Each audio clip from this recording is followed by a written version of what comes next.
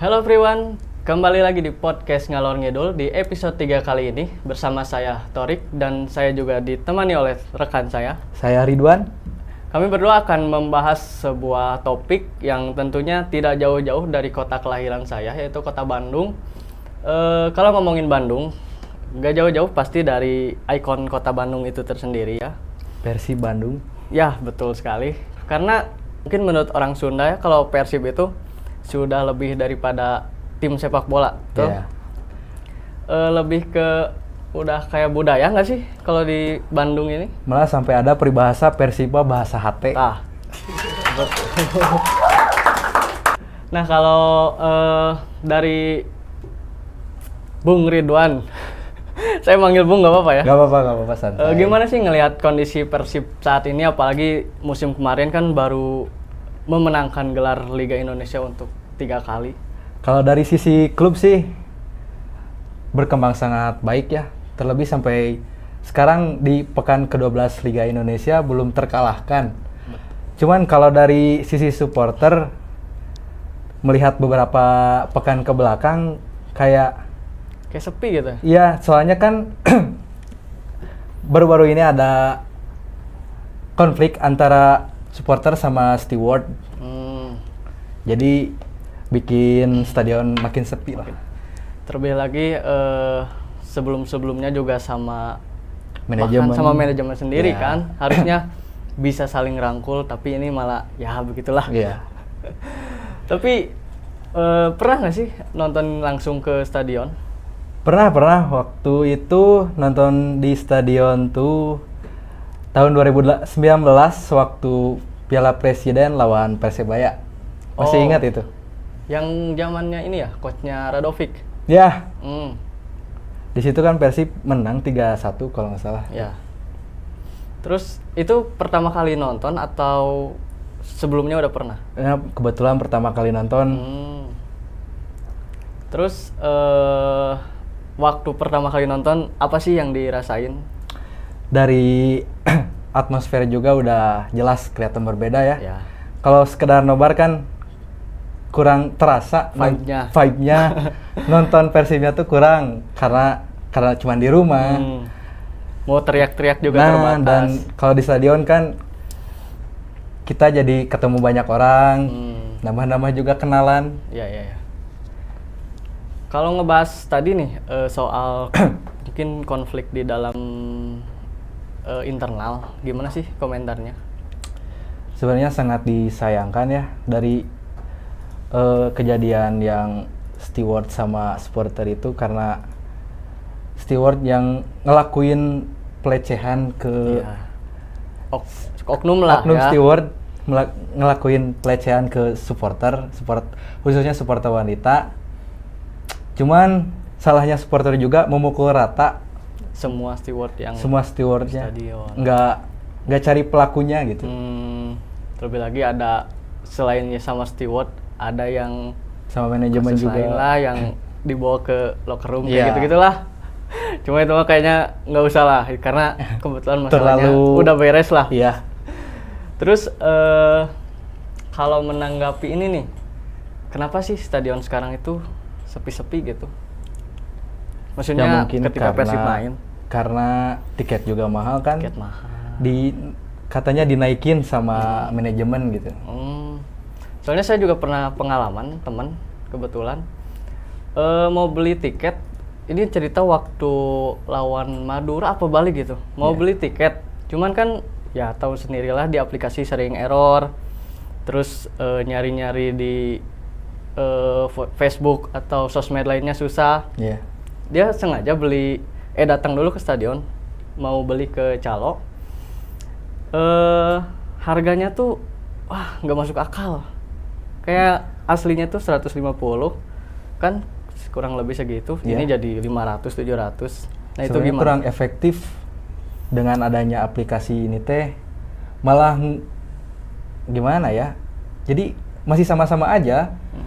Masih ada calo, tiket palsu. Jadi yang lebih efektif tuh kayak kita nggak apa ya namanya tuh, pokoknya kalau dilihat dari Persija nih, pembagian tiket tuh dibagiin per core wheel. Nah, harusnya kayak gitu juga. Jadi biar lebih merata, sama calo-calo pun nggak akan bisa beredar Itu tuh masalah yang nggak beres-beres soal calo. sampai sekarang. Asli. Soalnya ya gitu, ada pengalaman kayak beli ke calo, harganya aslinya berapa, Naiknya berkali-kali lipat. naiknya berkali-kali lipat sampai teman saya marah kayak, "Mang, sakieu mah harga tiket Itali gitu sakieu." Tapi dibalas sama calonnya, "Cus, juga nu pernah lalajo Liga Itali." Tapi kalau ngomongin nonton di stadion lah, kayak ada mitos, kenapa sih Persib hampir selalu menang gitu kalau main di stadion Sijalak Harupat dibanding GBLA? Kenapa menurut? Yang orang dengar dari orang-orang mah ya, di Sijalak tuh Persib tuh dapat simaknya.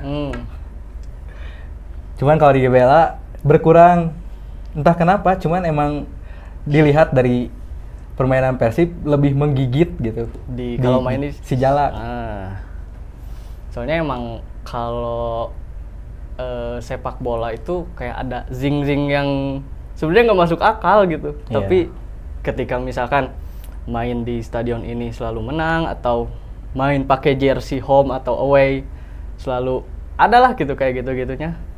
Itu sebenarnya cuman asumsi dari Iya supporter sih. aja.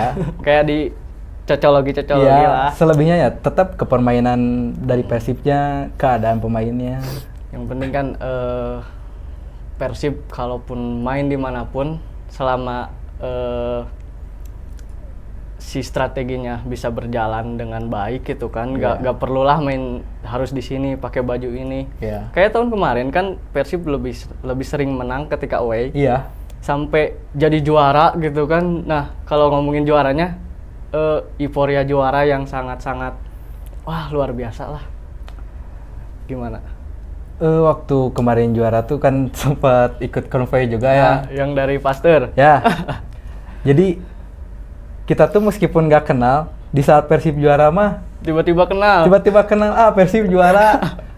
Malahan teman saya sampai nangis, sampai meluk teman saya juga. Persib juara geus lila euy cenah. Berarti bener Persib mah bahasa hate. Terus ada kejadian-kejadian unik nggak pas kemarin konvoy juara? Banyak sih, kayak oh ya, ada kurir paket nih. Bawa motornya motor gigi. Cuman ikut konvoy juga. Nah, ada warga yang jahil nginjek gigi waktu ngebelayar gitu. Sampai motornya standing. Paketnya amburadul kemana-mana. Tapi kayaknya tukang paket juga nggak masalah ya? Nggak masalah. Selama Persib juara. Kalau mau ngelawan, malah digulung nanti. Terus iya seperti yang dibilang, kayak ketika juara mah semua lapisan masyarakat ikut ngerayain gitu kan, nggak ngebeda-bedain. Apalagi kultur supporter sendiri kan sekarang banyak nih kultur supporter. Kalau sepengetahuan Bung Ridwan, gimana sih lihat kultur supporter sekarang, terutama Persib ya? Persib kalau sekarang udah makin berkembang ya, tapi dilihat-lihat lebih ke condongnya kultur sepak bola di Inggris, yaitu hooligan. Dilihat dari Norton Wall, terus ada di Southside, sisi selatan supporter. Kalau bicara ada berapa kulturnya di Persib tuh, kalau nggak salah ada 3. Yang satu hooligan. Hooligan tuh nama komunitasnya kalau nggak salah FCC ya. Kalau Ultras, foundernya atau pionir dari Ultrasnya TS1 yang dibentuk di Unisba. Nah, kalau untuk satu lagi ada Mania. Mania itu sebenarnya nggak jauh sama hooligan, cuman lebih ke atributnya lebih mencolok, menunjukkan bahwa jati diri Persib itu ada di dia gitu. Iya. Karena kalau tadi kayak kasual kayak gitu kan rata-rata hitam kan. Hitam dan pakai produk-produk yang lumayan mahal lah. Karena tujuannya kan itu untuk mengelabui polisi, biar kalau dia ngerusuh di stadion nih nggak akan kena. Bukan supporter jadi disangkanya. Nah kalau kayak gitu-gitu, apakah jadi dorongan tersendiri buat Persib atau malah ya sedikit hambatan atau gimana komentarnya? Itu sih dari dorongan ada dan hambatan pun ada. Karena kalau misalkan dari dorongan nih, dari chance aja atau nyanyian supporter, berarti kan hooligan tuh ke Inggris, pasti pakai bahasa Inggris nih. Iya. Orang-orang yang main di Persib, pemain asing Persib, jadi lebih ngerti apa yang dinyanyiin. Cuman ya itu balik lagi, hambatannya ya karena kerusuhan itu nggak bisa ditahan. Karena dulu mah kan pakai bahasa Sunda gitu Nah. kan, nyanyian-nyanyiannya. Harusnya juga kan lebih menyaring lagi gitu, yang baiknya gimana atau yang jeleknya gimana. Tapi kalau ngomongin kultur nih, sekarang kalau ngebahas elemen supporter Persib atau mungkin lebih spesifiknya ada salah satu kelompok lah, Bomber. Ya, Bomber. Sekarang kan udah kayak nggak kelihatan gitu. Mm-mm.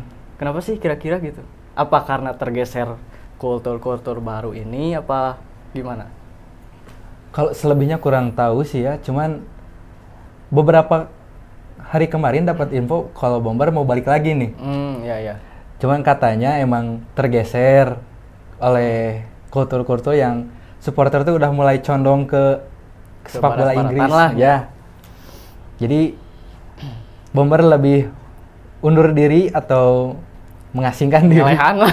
Ngelehan lah. Ngelehan. Lain zamanna meureun. Lain zamana. Sokoya enak maneheun. Terus karena banyak komentar-komentar negatif gitu kalau soal Bomber lah, kayak ketika tiket mahal areueuh geuning Bomber Ya. mah ada kan yang Iya, kayak gitu. emang ada. Cuman ya itu mah mungkin karena ada masalah internal atau apapun lah, nggak tahu. Cuman ya kita berharap mah semua bisa mendukung Persib lagi untuk terus berjuang lah di kompetisi Indonesia. Nah, untuk supporter-supporter ini nih, apa bener nggak sih kayak ada anggapan bahwa supporter Persib yang asli tuh bisa dilihat supporter Persib yang bener-bener loyal tuh yang berani ikut away? Bener nggak sih? Sebenarnya nggak juga, karena away itu kan memerlukan uang juga kan. Iya. Jadi barangkali yang nggak bisa away punya keterbatasan dari uang, dari segi fisik atau apapun. Intinya kalau intinya mau maneh nonton Persib, nggak dukung Persib berarti maneh bobotoh. Gitu intinya mah. Simpel namanya. Ya. Terus ini nih, kalau ngomongin tim lagi lah, Persib kembali berlaga di Asia setelah 10 tahun. Ya. Gimana tanggapannya?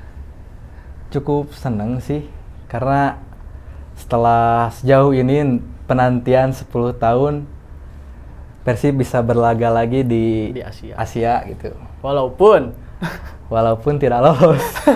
Walaupun bubuk di fase grup, cuman ya untuk masuk ACL tuh aja kita mah udah bangga lah. Sangat gitu. Mengapresiasi lah. Bisa masuk eFootball juga kan. Iya. Sekarang Persib ada di eFootball. Terhitung gagah lah itu. Gagah. Tim sepak bola Indonesia pertama yang bisa masuk eFootball. Untuk kedepannya mungkin di sisa laga ini harapannya untuk Persib, untuk supporter dan untuk seluruh masyarakat Jawa Barat yang mencintai Persib gimana? Kalau untuk Persibnya sendiri lebih konsisten lagi dalam setiap laga biar bisa meraih kemenangan. Dan untuk supporternya lebih satu suara sih, meskipun beda kultur, intinya masih dalam sebutan bobotoh ya berarti mendukung Persib gitu. Ya. Terlepas dari perbedaan kultur ya jangan dibedakan. Yang penting semuanya tetap satu tujuan, Ya, dukung Persib Bandung. Mendukung Persib Bandung. Oke, teman-teman, untuk PNN episode kali ini sudah cukup sampai sekian. Wah, luar biasa, terima kasih sekali Bung Ridwan sudah mau mampir di PNN. Sama-sama Bung Tarik. Mungkin cukup sampai sini episode kali ini ya. Sampai jumpa di episode-episode selanjutnya. Bye-bye.